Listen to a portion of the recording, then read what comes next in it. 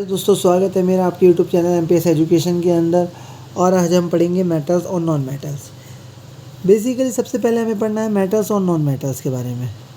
Metals and non metal.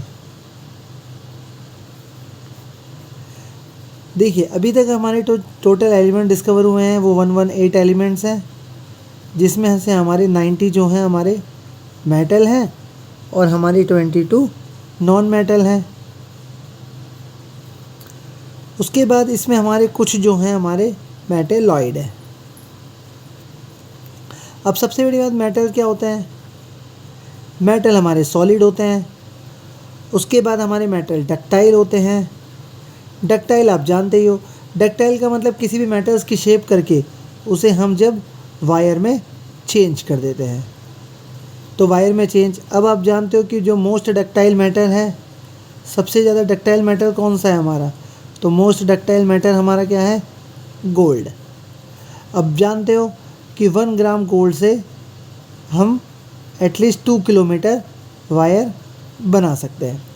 उसके बाद metal की प्रॉपर्टी आती है हमारी मैलिएबिलिटी।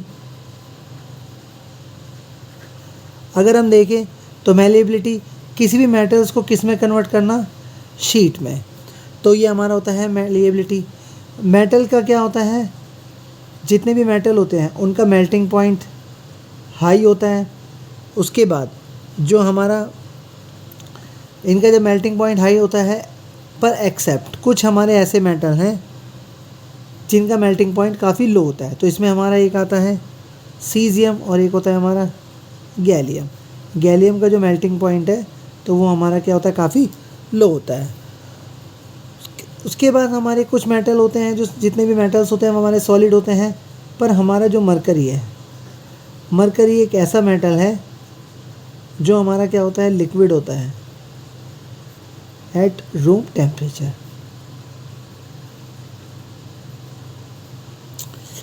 उसके बाद हमारा देखिए, कुछ मेटल्स होते हैं जिनकी डेंसिटी हाई होती है, पर कुछ मेटल्स हैं जिनकी डेंसिटी लो होती है। तो याद रखना, सोडियम एंड पोटेशियम। सोडियम और पोटेशियम की जो हमारी डेंसिटी होती है वो काफ़ी लो होती है।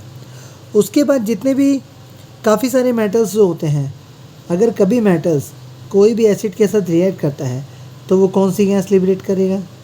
Hydrogen gas. ठीक है।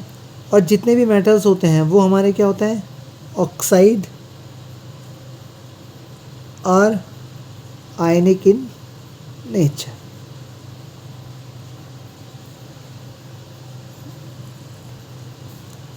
उसके बाद देखिए, हमारा आता है नॉन मेटल। जितने भी नॉन मेटल होते हैं, हमारे नॉन मेटल 3 स्टेट्स में होते हैं। ये हमारा हो गया नॉन मेटल। नॉन मेटल हमारा 3 स्टेट में होता है। ये सॉलिड भी हो सकते हैं, ये लिक्विड भी हो सकते हैं और ये गैस भी हो सकते हैं, यानी कि तीनों स्टेट में पाए जाते हैं। ऐसा कौन सा नॉन मेटल है जो हमें लिक्विड में होता है? तो यानी कि याद रखिएगा, ब्रोमीन। ये इंपॉर्टेंट है। तो ब्रोमीन जो है हमारा लिक्विड है, ये हमारा एक नॉन मेटल है। उसके बाद ये डक्टाइल नहीं होते, ये क्या होता है? मैलिएबल भी नहीं होते। उसके बाद हमारे सोनोरस। अब जानते हैं सोनोरस का मतलब क्या होता है? सपोज ये मेटल है, आप इसको पीटते हो, इसके अंदर कुछ भी मारते हो तो इसमें क्या प्रोड्यूस होगा? साउंड। पर नॉन मेटल में क्या होता है? साउंड नहीं प्रोड्यूस होता। उसके बाद देखिए जो मेटल्स होते हैं इनका लो मेल्टिंग पॉइंट होता है। मेल्टिंग पॉइंट हमारा क्या होता है? काफ़ी लो होता है, एक्सेप्ट कार्बन। कार्बन का मेल्टिंग पॉइंट क्या होता है? हमारा हाई होता है।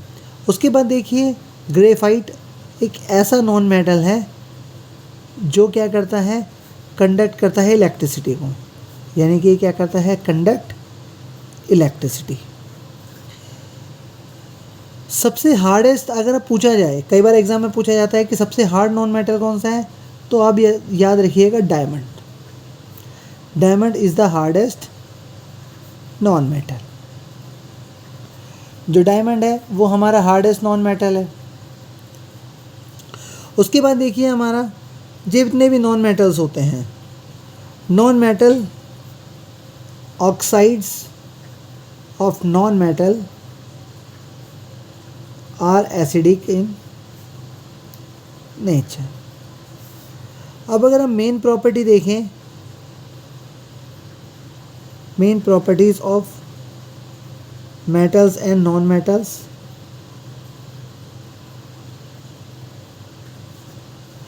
इसके अंदर हमारे देखिए कुछ मेटल्स होते हैं, सपोज सोडियम और पोटेशियम।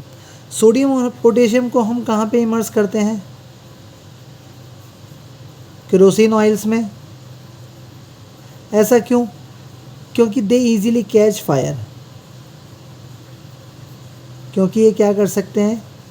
आग पकड़ सकते हैं। पर कब? Contact with oxygen. ये काफ़ी इंपॉर्टेंट है, हर बार पूछा जाता है। तो सोडियम और पोटेशियम हमारे ऐसे मेटल हैं जो इजीली क्या करते हैं? आग पकड़ सकते हैं, यानी कि फायर कैच कर सकते हैं। पर कब? ऑक्सीजन की प्रेजेंस के अंदर।